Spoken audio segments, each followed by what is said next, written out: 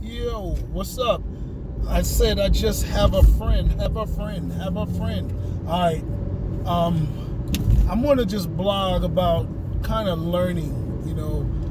Writing is one of those things like any other form of art where you learn the basics, but as you continue to do it, you pick up more and more skills, right? So I wanted to talk about one of the things that I did that helped me learn, and I didn't realize that I was going to learn from it, and this is kind of going back to my fan fiction of Medea. I did this fan fiction to get Tyler Perry's attention and see if he'd be interested in doing a Medea ghost investigators type comic book. He's already had his cartoon, he has his animation, and I wanted to do something in comic books for him, or at least with the Medea character. So I took the lead from the young man who made the Fresh Prince of Bel-Air, my man John Phoenix, who did a Blade Daywalker movie, and all these other people who have done fan fiction. And I decided, you know what? Let me try to do a fan fiction and see what fan fiction can do for a writer. Most of the people doing fan fiction, or even when you do mock-up pictures of, say, X-Men or Superman or Spider-Man, and you get one of these Marvel covers, blank covers that's white, and you draw your own cover on top of it, that's sort of a fan fiction thing. I know they don't call it fan fiction, but if it was a fan fiction for illustrators, that would certainly be it. And I decided to do that as a writer, and I wrote up a story called Medea Paranormal Solutions, because I think she would solve people's problems their problems they're having with accepting the paranormal in their lives.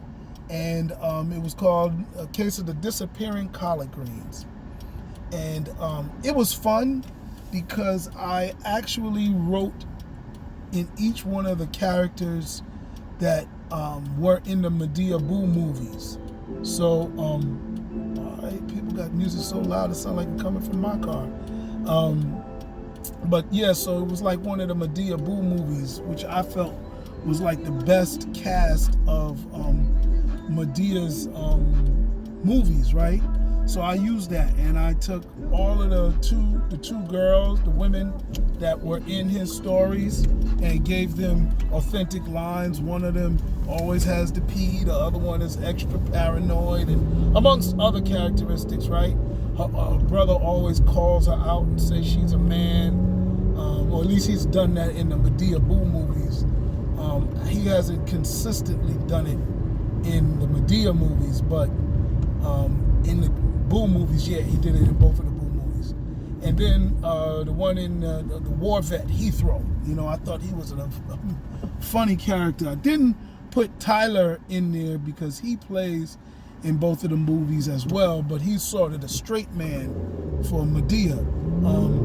So I played with each one of those characters, gave them authentic lines, and it was real fun to do it. And what I got from it was, well, one, I hadn't written a 2-page cartoon in a minute, right? I had written short comic books, 10 pages, and so forth, and but I had never written anything 2 pages, you know what I'm saying? So this really was cool for me, so I was able to make a story that was short and it fit in line, right? And I enjoyed it. But that was an area that was important to me, making a short story. Sure, I could have done that on my own. Hell, I could have done all of this on my own, but it's really talking about what doing this did for me as a writer. it also allowed me to not focus on the figure of the character, but more so the characteristics of the character. Not the visual characteristics, but more of the behavior, personality characteristics of the character. When you do original characters, you actually have to think of everything. And that means how they look, how they act, how they interact, and their role in the story.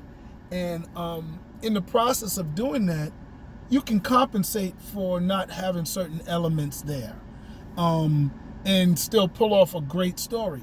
But because I had Tyler's characters already created, and their characteristical behavior already there, all I had to do was focus on the story, and it was amazing. People have complimented the illustrator on it, and I loved Illustrator. Jorge, I would say if I say it wrong, or George in English, did an amazing job, and one of the things somebody else pointed out to me was, and I was like, it was as, where's Jorge's comic book? Does he have some stuff out himself? And I don't know. Actually, I don't know, but I will say this, that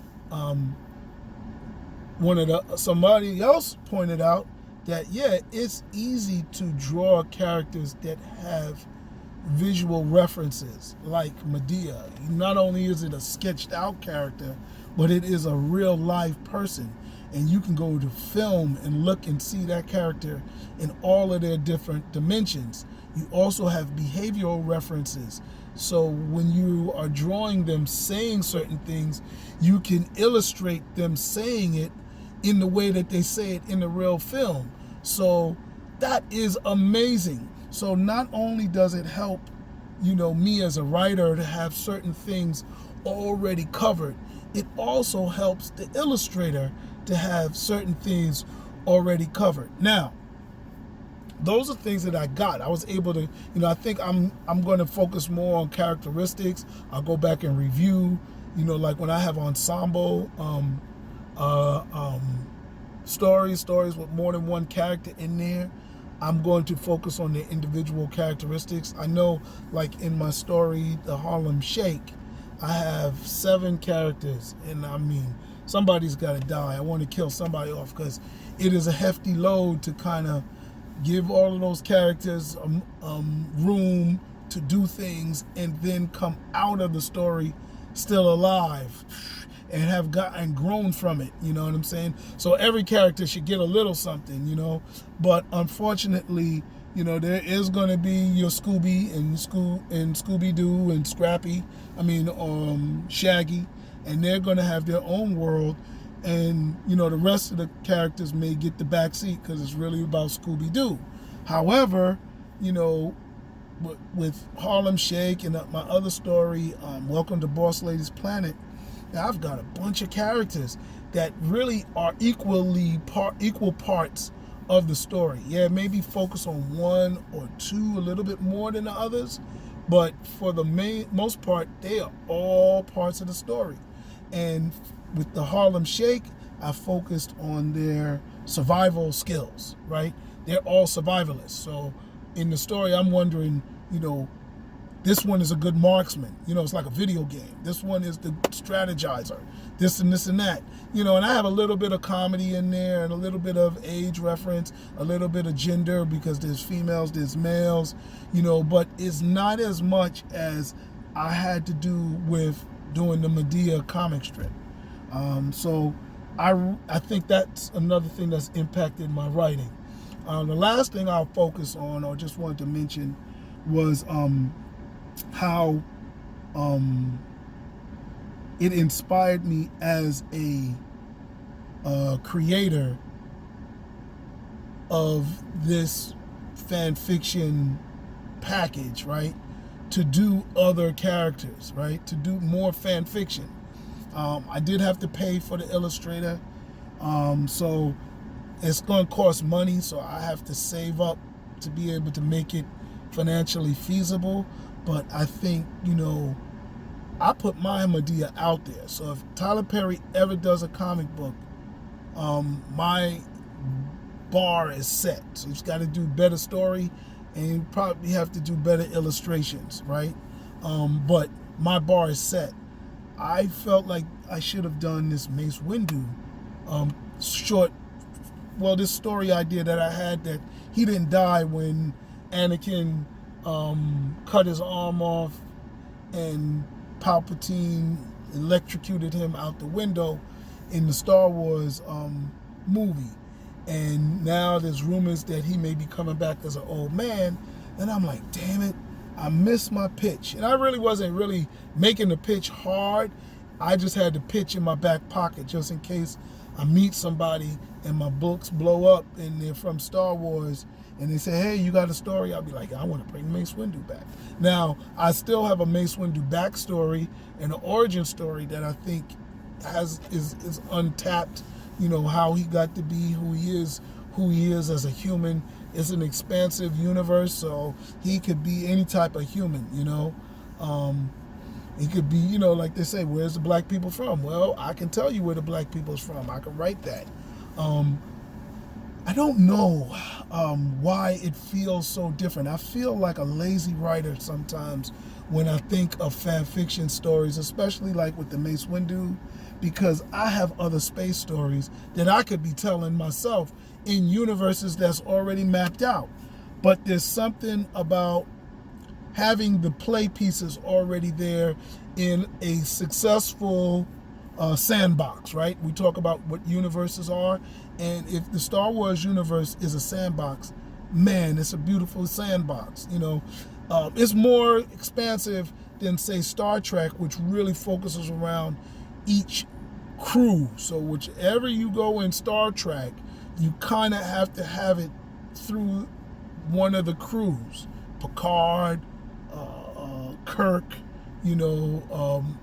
whichever one, even if it's Deep Space Nine and you have a space base, where people are now visiting you, and you're negotiating war treaties or whatever it is, you need to have something like that. Whereas in Star Wars, you've got multiple stories going on, origins for different characters that come together, that meet each other.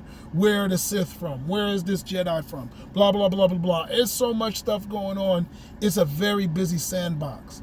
I don't know why. I think for me, I am a storyteller that likes to start stories at the beginning. And that's a bad habit that I have to kind of experiment my way out of.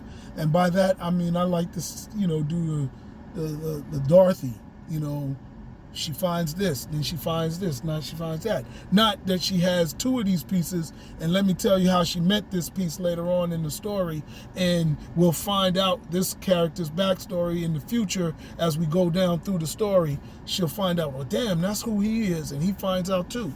So I have to learn how to tell my stories in not so much of a chronological order.